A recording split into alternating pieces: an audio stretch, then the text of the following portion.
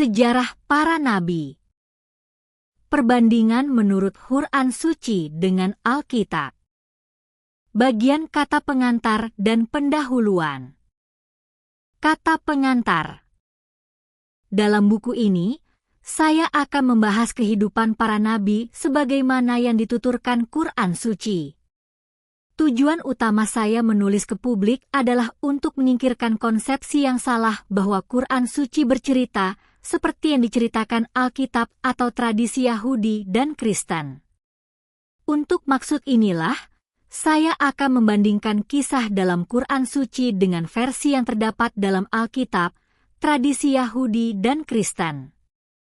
Kita telah mendapatkan bahwa catatan-catatan dan rekaman terdahulu menggambarkan bahwa para nabi mempunyai karakter yang rendah, dan Quran Suci membersihkan tuduhan tersebut. Kitab suci siogianya menceritakan bahwa para nabi telah memperkaya nilai-nilai moral dan menyingkirkan kontradiksi yang kita jumpai dalam cerita yang faktanya telah dimanipulasi atau tidak dipelihara keasliannya. Upaya berdasarkan bukti yang bersumber dari wahyu ilahi dan bukan dari catatan atau tradisi di mana sumber para nabi mungkin dapat diperoleh, inilah yang dibahas dalam buku ini. Dengan menyingkirkan kekotoran yang dilekatkan kepada para nabi ini, maka Quran Suci telah mengembalikan tugas besar dari Alkitab itu sendiri.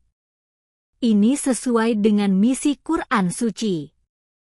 Penulis Muhammad Ali. Pendahuluan. Perbedaan yang mendasar antara sejarah para nabi seperti dikisahkan dalam Quran dengan Alkitab sangat jelas.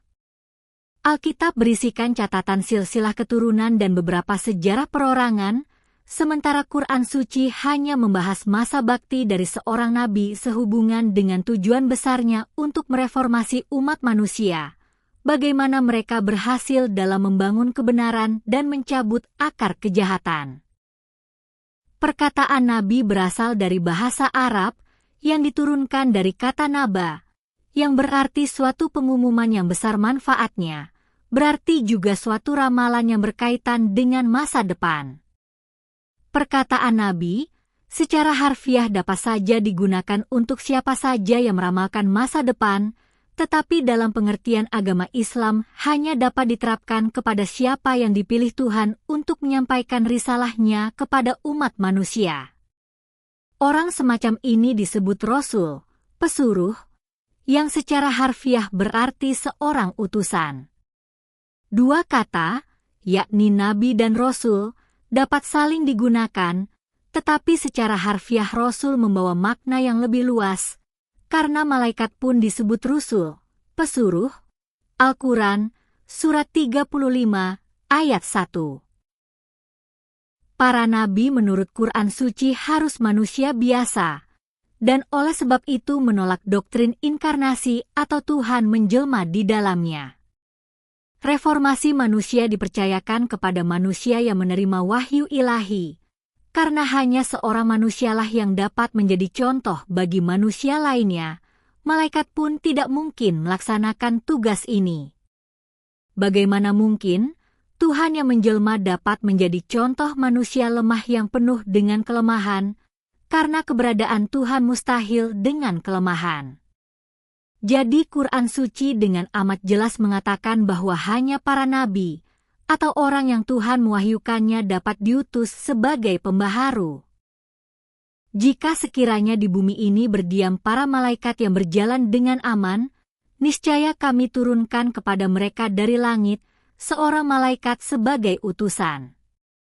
Al-Quran, Surat 17, ayat 95. Dan tiada kami mengutus sebelum engkau, kecuali hanya orang laki-laki yang kami wahyukan kepada mereka. Dan kami tak membuat mereka tubuh yang tak makan makanan. Al-Quran, Surat 21, ayat 7 dan ayat 8. Kepada setiap nabi diberikan kitab sebagai petunjuk umatnya. Maka Allah membangkitkan para nabi sebagai pengemban berita baik, dan sebagai juru ingat, dan bersama mereka, Dia turunkan kitab dengan kebenaran, agar ini dapat mengadili antara manusia mengenai hal yang mereka berselisih. Al-Quran, Surat 2, ayat 213. Sesungguhnya kami telah mengutus para utusan kami dengan tanda bukti yang terang, dan kami turunkan bersama mereka kitab dan neraca. Al-Quran, Surat 57, ayat 25. Para nabi semuanya bersih dari dosa, baik perkataan dan perbuatannya sesuai dengan perintah ilahi. Dan tiada kami mengutus utusan sebelum engkau, melainkan kami wahyukan kepadanya bahwa tidak ada Tuhan selain aku, maka mengabdilah kepadaku. Mereka berkata, Tuhan yang Maha Pemurah memungut putra. Maha suci Dia. Tidak, malahan mereka adalah hamba yang terhormat. Mereka tak mendahului Dia dalam pembicaraan, dan mereka berbuat sesuai dengan perintahnya. Al-Quran, Surat 21, ayat 25 hingga ayat 27. Dan tak layak bagi seorang nabi berbuat curang. Al-Quran, Surat 3, ayat 160. Para nabi menurut Quran suci diperlukan agar manusia mampu meningkat ke derajat yang lebih tinggi dari kehidupannya. Menurut rencana ilahi, wahyu sangat dibutuhkan bagi satu umat sebagaimana bagi umat yang lain.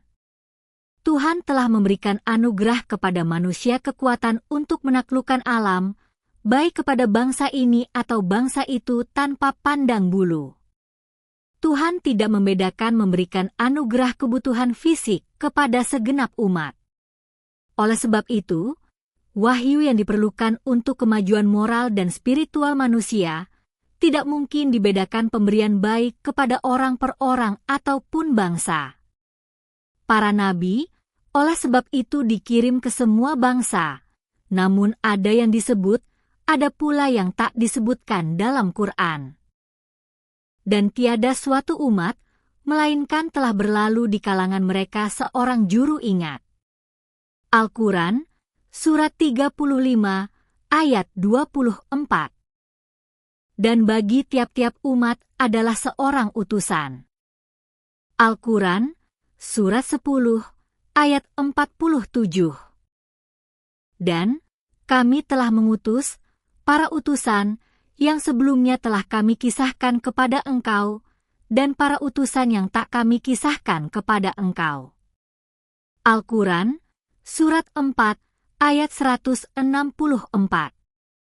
Tidak semua nabi disebutkan atau dikisahkan. Beriman kepada para nabi dari berbagai bangsa merupakan rukun Islam yang mendasar. Satu dari 3 pokok keyakinan seorang Muslim, sebagaimana dinyatakan dalam Quran suci. Dan yang beriman kepada yang diturunkan kepada engkau dan apa yang diturunkan sebelum engkau. Al-Quran, Surat 2, ayat 4. Jadi, Quran meletakkan landasan persaudaraan bagi seluruh umat manusia, dan tidak ada satu kitab pun di bumi ini yang menyamainya. Tuhan seluruh bangsa di dunia bukanlah dogma kering. Ia adalah prinsip yang hidup, bukan sekadar menganggap semua bangsa sama perlakuannya, baik fisik atau spiritual, tetapi lebih jauh lagi dan menjadikannya hal itu sebagai salah satu rukun iman seorang Muslim, yakni beriman kepada semua nabi sebagaimana beriman kepada Nabi Muhammad. Sesungguhnya inilah agama universal yang mencakup segenap umat, dan rasanya tidak ada kesepakatan yang lebih dari itu. Hendaknya disimak, sewaktu kita membaca sejarah para nabi dalam Quran suci, bahwa tujuannya bukan sekadar memiliki nilai sejarah semata. Tujuannya memiliki karakter yang terkandung pada para nabi terdahulu yang berkenaan dengan kehidupan nabi suci atau ramalan kehidupan Islam di masa mendatang. Demikian pula, ia merupakan kabar baik yang menghibur nabi dengan ilustrasi cerita suci, bahwa kebenaran akhirnya akan menang dan musuhnya akan kalah dan dipermalukan. Quran tidak memperhatikan rincian sejarah itu sendiri, tidak juga merinci risalah seorang nabi kepada umatnya atau bagaimana dia diterima. Ia berisi fakta umum bahwa setiap nabi pasti menyampaikan risalah keesaan ilahi, mengajak umat agar taat kepada Tuhan dan berbuat baik kepada sesama manusia, dan bertujuan semua orang mempunyai moral yang lebih baik dengan terkirimnya nabi kepada mereka. Hal ini ditunjukkan dengan menyebut para nabi Israel dan bukan berkebangsaan Israel, yang prinsip utama dari semua agama para nabi adalah satu dan sama. Ini terlihat pada surat-surat awal yang pada umumnya surat-surat pendek. Walaupun pada periode itu para musuh nabi sedang di puncak kejayaan, tetapi tidak ragu lagi bahwa para musuh yang sedang berjaya itu tidak akan lepas dari kehancuran. Poin lain yang patut dicatat adalah bahwa setiap nabi digambarkan sebagai diutus kepada satu umat saja, kecuali Nabi Suci Muhammad yang disebutkan sebagai diutus kepada seluruh umat di dunia.